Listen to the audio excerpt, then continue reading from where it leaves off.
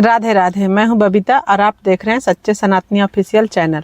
बहुत बहुत स्वागत है आप सबको मेरे इस नए वीडियो में। इस वीडियो में हम चर्चा करेंगे होली में नवविवाहित जोड़ी के विषय में, जिनकी नई नई शादी हुई है, उनकी पहली होली है, तो वो कहाँ मनाएंगे, मायके में या ससुराल में। बेटियाँ, इसमें बहुत सारे कन्फ्यूज़न रहते हैं कि कुछ लोग सोचते हैं कि नहीं ससुराल में मनाना चाहिए या मायके में मनाना चाहिए। तो आज हम इस वीडियो में इसी के बारे में चर्चा करेंगे। सबसे पहले आप सभी को होली की बहुत बहुत शुभकामनाएं। जिनकी नई नई शादी हो उनकी पहली होली की ढेर सारी शुभकामनाएं। होली के रंग लगा करके, अबीर गुलाल लगा करके हम लोग नए वर्ष की शुरुआत करते हैं। ये वीडियो बहुत महत्वपूर्ण है, बहुत। देखिए, नई नई बहुएं और जिनकी सासू माँ हैं, जो बहू की माता जी हैं, बेटा की माता जी हैं, वो ये वीडियो को ज़रूर देखें। हम सब देखते हैं, जानते हैं, सुनते आ रहे हैं, देखते आ रहे हैं कि जब नई नई शादी होती है तो पहली होली लड़की जो है वो अपना मायके में मनाती है, बहू जो है वो अपना मायके चली जाती है। और पहली होली मायके में ही क्यों मनाया जाता है? ससुराल वाले लोग को भी मन में ये प्रश्न रहता है कि बहू ससुराल में पहला होली क्यों नहीं मना सकती है। तो इसका कई रीज़न है, पर उसमें सबसे पहला रीज़न हम आपको बताते हैं कि होली का त्यौहार जो है वो होलिका दहन करके, होलिका को जला करके किया जाता है। तो होली का त्यौहार का जो आरंभ है वो जलने की शुरुआत से होती है, यानी कि जला करके। और नई नई जो बहू अभी आई है, वो नई बहू जो अभी आई है वो प्रेम, मान, सम्मान, प्रतिष्ठा ये सब पाना चाहती है और प्राप्त करना चाहती है।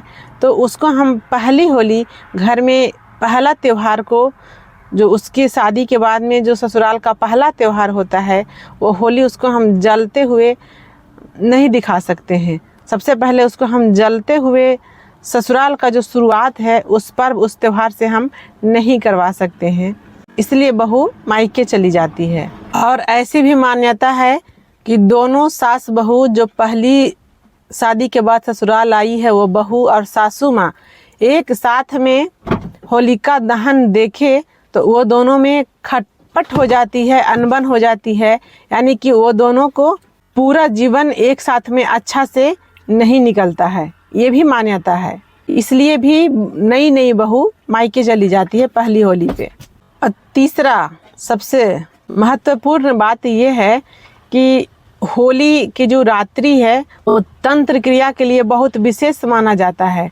होली हुई, दीपावली हुई, दशहरा हुई, ये सब की जो रात्रियां हैं, इसमें तंत्र क्रिया बहुत अधिक किया जाता है। उसमें होलिका में जलाया भी जाता है, बहुत कुछ सिद्धियां प्राप्त करते हैं।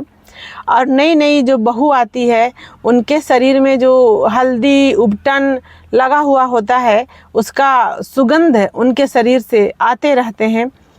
तो वो अगर अगजा होलिका दहन देखते हुए, अगजा जलते हुए वहाँ पे देखने के लिए जाएंगी, तो वहाँ पे उनके निगेटिव जो वहाँ के ऊर्जा है वो उनके शरीर में आसानी से प्रवेश कर जाएंगी और उनका तरह तरह की परेशानियां का सामना करना पड़ सकता है।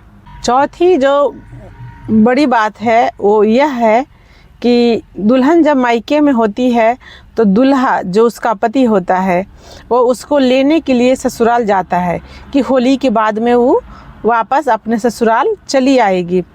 तो जब दूल्हा अपने ससुराल जाता है तो उस घर का जो माहौल है बहुत ही ज़्यादा खुशियाँ से भरा होता है। वो इसलिए कि जब वो शादी, जिस घर में बेटी की शादी होती है और जिस घर से बेटी विदा होकर के जब पहली बार ससुराल जाती है, तो उस घर और उस परिवार का माहौल थोड़ा सा उदास सा हो जाता है।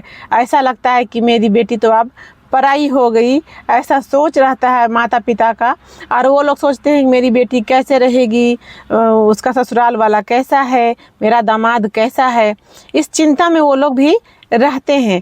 तो जब दामाद होली में वहाँ पे रहता है तो उनके जो सालियाँ होती है, सरहज होती हैं, दुल्हन की जो बहन है, दुल्हन की भाभी है और दुल्हन की जो सखियाँ हैं, सहेलियाँ हैं, वो सब दुल्हा से मिलते हैं, बात विचार करते हैं, एक दूसरे के साथ होली मनाते हैं, रंग खेलते हैं। तो दुल्हा का स्वभाव भी दिख जाता है कि दुल्हा कैसा होता है। और उस घर में बेटी के विदा होने के समय की जो उदासी जो रहता है, वो होली में जब एक साथ में बेटी दामाद घर में होली मनाते हैं, दामाद जब पहला होली मनाते हैं ससुराल में, तो वो सब खुशियाँ वापस आ जाती है और पूरा घर आनंद से भर जाता है। तो उसको लगता है कि सारे परिवार के साथ एक बार अंतिम होली हम मायके में मना लें। इसके बाद तो सबको अपना अपना घर में इतना ज़्यादा जिम्मेवारी हो जाता है कि उसको फुर्सत ही नहीं होता है जाने के लिए, और बहू को फिर अपना घर में आए हुए सारे परिवार को संभालना होता है। तो वो कम से कम कोई पर्व त्यौहार में, होली, दिवाली, दशहरा में तो मायके नहीं जा सकती है, नहीं जा पाती है। इसलिए शादी के शुरुआती में उसके ऊपर बहुत ज़्यादा जिम्मेवारी नहीं होता है। इसके कारण वह मायके में अंतिम होली अपने मम्मी पापा, भाई बहन, सखी सहेली, चाचा ताऊ, दादा दादियाँ, जितने भी वहाँ के परिवार हैं, वो सबके साथ मनाती हैं और सारे परिवार खुश होते हैं। इसके लिए भी पहली होली बहू अपना मायके में मनाती है। और ऐसा मान्यता भी है कि होली के दिन अगर वो बेटी मायके में प्रार्थना करे भगवान से, तो भगवान उसका प्रार्थना जरूर सुनते हैं और उसके मायके वाला भी हमेशा खुशियाँ से भरे होते हैं, सुखी संपन्न रहते हैं और उनके मायके में हमेशा होली इसी प्रकार मनता रहता है। इसके लिए जमाई तो पहला होली ससुराल में मना सकता है, मनाता है, मनाना चाहिए, लेकिन बहू पहला होली अपना ससुराल में नहीं मनाती है, उसको मायके में ही मनानी चाहिए। तो यही सब कारण है जिसके कारण बेटियां, बहुएं पहली होली शादी के बाद मायके में मनाती हैं। जैसे कि आप सब देखते आ रहे हैं, सुनते आ रहे हैं। यही सब अन्य और भी कई प्रकार के जो कारण हैं वो हैं, कई तरह की जो मान्यता हैं वो हैं। रीति रिवाज का निर्वहन करते हुए भी हमें वो कार्य करना चाहिए। जो नई नवेली दुल्हन है, बहुत बहुत बधाई। पहला होली अपने मायके में मनाएं, बाकी होली अपने ससुराल में मनाएं। हमेशा खुश रहें। आपकी होली की बहुत बहुत शुभकामनाएं। मिलते हैं फिर अगले वीडियो में। अगर मेरा वीडियो अच्छा लगे तो वीडियो को लाइक, शेयर, सब्सक्राइब ज़रूर कीजिएगा। जिनकी नई नई शादियां हुई है उनके पास शेयर भी कर दीजिएगा। जय श्री राम।